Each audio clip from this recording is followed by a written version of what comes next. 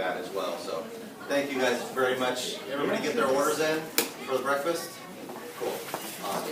We did this last time and had more panelists and things like that up here, and it worked really well. But now this time they have this big board here, which is great. So it makes it a little bit more quiet. I think they had a was it like a cloth that went over like a, yeah, it was loud. It was super loud. Did you make them invest in that? Yeah, you know, they did it I think for us, and then I think the last time we canceled and they were like, wait a minute, what the heck, we just bought this thing, and you know, so, but thank you guys very much for coming down on a Saturday. I appreciate it. I know some of you guys came from pretty far. I'll try to make it worth your while, and hopefully you guys get, you know, one nugget or something, or a couple nuggets of information that will help you guys. I remember going to a weekend course on note investing and how to structure notes, and just that one course, it was like $400, and that one course changed my mentality completely about how to structure deals, and it really opened my eyes. And it's like these little tools that you pick up over time really can slowly move you forward, and you never realize like that one tool that you pick up that really just changes your whole mindset and makes it just explode for you. When I learned that seller financing component in the note side, it substantially increased my net worth just from being able to now understand a whole nother way to structure a deal through notes and utilizing seller financing and strategies like that. So I'll give you guys an example. One way that I just increased a piece of my cash flow is I went through and bought a house back from one of my investors that owned a property in Tennessee. He bought it in 2012, and he needed his cash back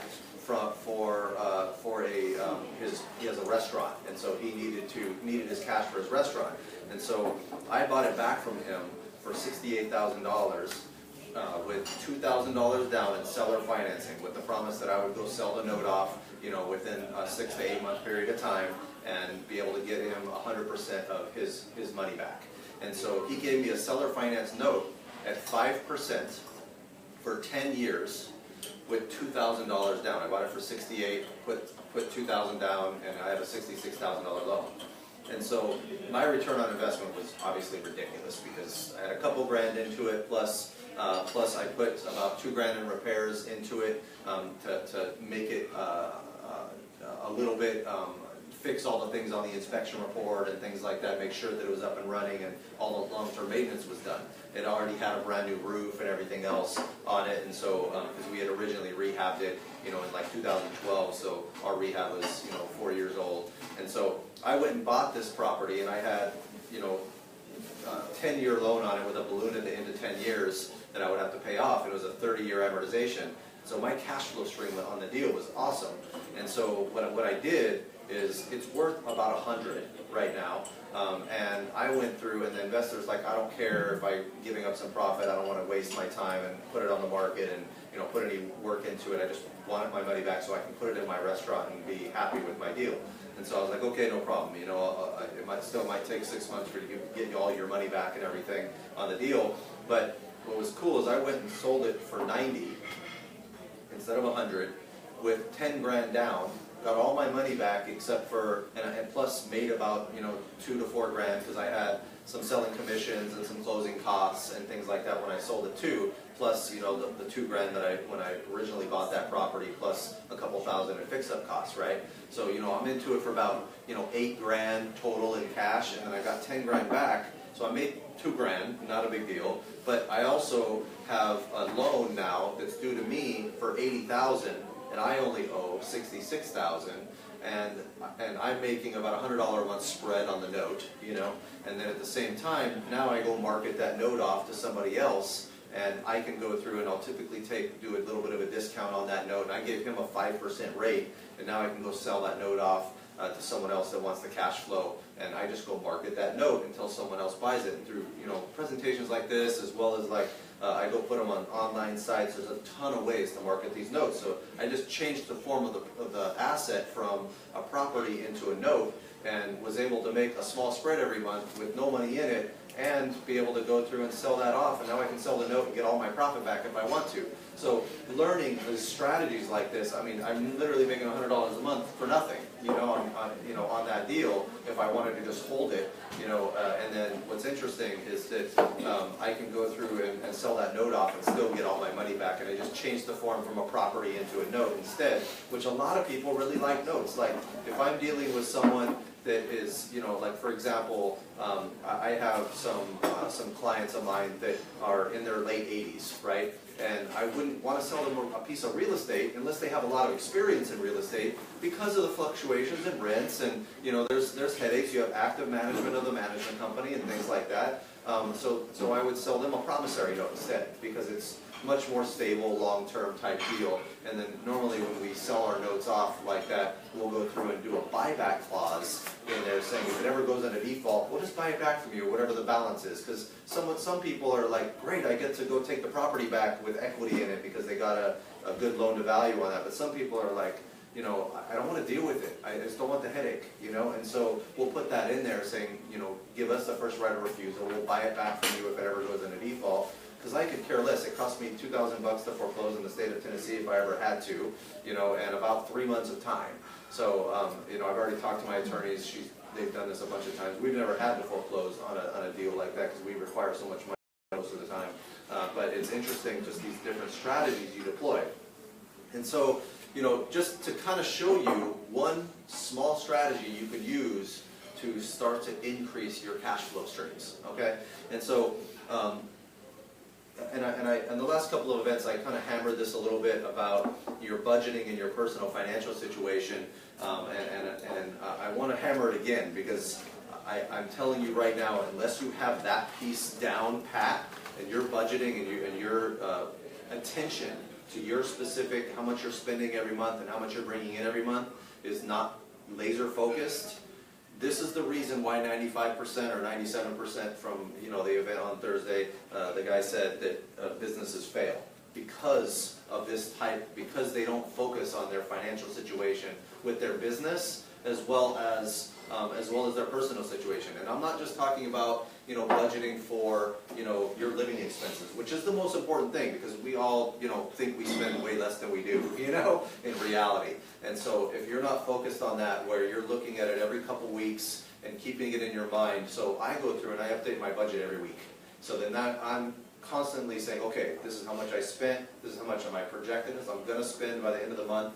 And the reason I do that is because not only because it helps me keep track, but it also keeps it in my head constantly where I'm going, okay, how much did I spend? Did I overspend? And every time I go, I'm like, I'm going to go to a restaurant. Oh wait, it's like in your head constantly to be able to remember these. But it's also really, really important if you're trying to increase your cash flow to focus on the budget for the investments that you're doing. Okay, so if you have a fix and flip and you have an initial budget, for every fix and flip we do, we have an initial budget and then we have an actual, and we keep updating that actual, and if something new comes in, we update the actual expected numbers to be paid less. And so you want to, as you go through every flip, because say you're flipping a property here in California, right? And all of a sudden you're like, great, I have to replace the drain line for $2,000 or $4,000. It might be $4,000 out here in Tennessee. It's a couple grand, So now that's a new budget item that you need to allocate for and make sure that you do that. What if you had a joint venture? I know a lot of people that go through and they do joint ventures on these projects, and then they forget about those extra overages. They just kind of go based on budget, and they don't do a very good job tracking what the real costs were. And so they end up not making money at the end of the day. I did an analysis for somebody recently where they did that exact thing, where they were going through and doing a joint venture, and they thought that they were tracking it right, but they missed the property taxes that they paid. They missed a couple of interest payments that they made because they thought they were going through and being smart and tracking it. But then when I did the analysis since they bought it, from when they sold it, from start to finish, looking at the closing HUDs, looking at the $15 wire fees from investors, looking at all the little pieces, it's easy to miss these things. And so to make sure that you are properly tracking these things, you should be looking at this every single time you're doing it. And you, as the primary investor, don't let your managers do this. your managers are, and your contractors are gonna be the worst at tracking the money, you know, on these. Don't ever let that happen. I got into a bad situation one time because my manager was letting contractors go to Lowe's and Home Depot and buy things on the management company account for the rehabs, and then was going through and relying on them to bring in the receipts, the contractor to bring in the receipts to then bill it back to each property. And then he wasn't cross-referencing the accounts. So he wasn't going through and saying, okay, you know, this is actually what they bought. You know, most contractors are going to miss these receipts. So he was losing $5–10 grand a month for a period of time. Cost me a good chunk of money when I realized it, you know. And so, you know, these are the things that's when I shaped up really quick and was like, oh crap, you know, time to really make sure that this is done right, you know. And so, you know, when you're actually going through and doing these, the tracking of it is the utmost importance, because at the end of the day, what happens if you have a joint venture and you forget some of those expenses? You're paying out profits that really weren't there in the first place, and you're going to make a hell of a lot more money, and all of a sudden you're going to go, what happened to all my profit? I thought I was making 20 grand or 30 grand or 50 grand on this deal, but it turns out to be a lot less. Yeah, question? What, a joint venture, is that like multiple owners? So it can be in multiple forms. So like if you do a joint venture, you know, you probably usually have an operations partner, you know, that does all the work. And then you typically have, you know, capital partners. And that could be one person, it could be multiple people, and you normally have a joint venture contract in place between the parties, okay, involved. And then one person or multiple people will own title. So you could open up a new entity, like an LLC or something, specifically for that joint venture, or you can hold it in your own entity, like what I do on my joint ventures, because I do a lot of them, is I'll hold it in my entity, but I put a lien against the property equal to their capital contribution, so then that way they're protected. They get put as the loss payee on the insurance policy, you know, because if something happens where there's a big fire, they should be paid back first. And if they want to go with their capital on the line and allow me to go through and repair the property with their capital, then great. If not, I'll go borrow the money from somebody else and do that deal, you know, and fix the property if there's an issue or something like that. Does that make sense? Yeah. So, so it can come in multiple forms, but in reality, within these joint ventures, most of the time it's like one person. And when you're raising money, you got to be really careful about securities laws and things like that as well. So we'll get into that a little bit, because raising capital from other investors is one of the best ways, strategic ways to increase your own cash flow, you know, on these types of things. So in addition to that, on the budgeting side, if we're looking at a buy and hold property, for example, okay, we have a rental property and you have your pro forma, right, which we all know is true every time, right? So if you have your pro forma in place and you're like, this is the budget for my rental property, this is how much money it should be making me every month, and then inside that budget you put your vacancy allowance, you put your repairs allowance, which you don't have right now because hopefully it's rented and not, you know, having a bunch of repairs. But you also have your taxes, insurance, property management, and, you know, in the long run, if you don't have a property that is fully up and running and operational, that has all the preventative maintenance done for 10 years or so, you have to have capital expenditures as well. Like, what happens in 20 years or 30 years when that roof needs to be replaced? You know, out here in California, that could be 15 grand, you know, or more. In Tennessee, it usually costs us 5 to 6 grand or something like that for a roof. And roofs depend on, you know, the pitch of the roof, the height, you know, if it's a 2-story or not, it can be completely different. So each house that you do, you may want to go get a roof quote or something like that. Say, when I do replace this roof, how much is this going to cost me? And then if you go out 30 years on this thing, or 25 years or 20 years in Tennessee because there's more weather on the East Coast, then, you know, most roofs don't last 30 years when you're in a Midwest market or something like that. Then you want to be able to go through and allocate every month a piece of money for that, you know, so that you have that in the long run. Same thing with water heaters and appliances and, you know, HVAC systems. HVAC systems, if they're done correctly, can last 30 years. If they're not done correctly, they can last 10 to 15. You know, the old water heaters would last 30 years.